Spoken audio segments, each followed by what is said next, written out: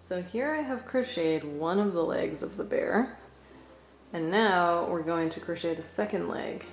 So the first step is to rotate the work so that the leg is on the right side, the finished leg is on the right side, and then the pattern says to count some number of unworked stitches from the finished leg.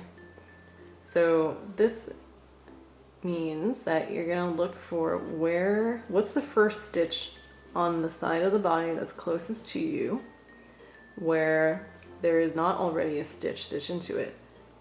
So this one already has the leg joined into it, which means this counts over here as the first unworked stitch of the body.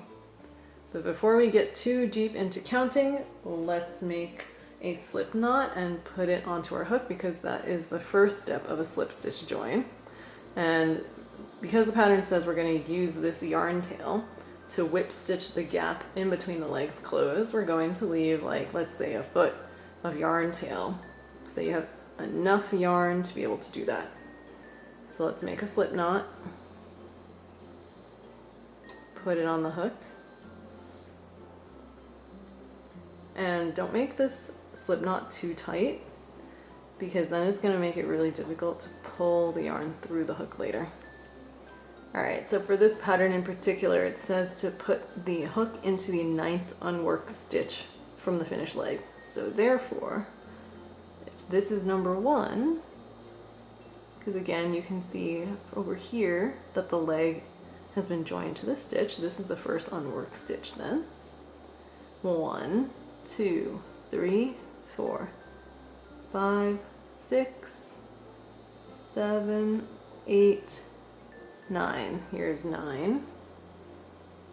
So now we're going to yarn over and then pull it through everything, because we're making a slip stitch.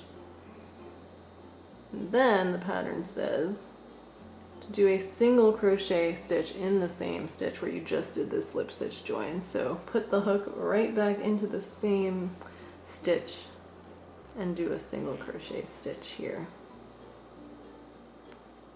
Whoops. Nice.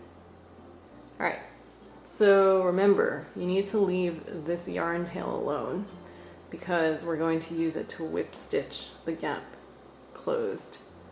So resist the urge to crochet over it to hide the yarn tail, and just leave it be, and then continue crocheting as you normally would. So here's the second single crochet stitch, third single crochet stitch, and so on.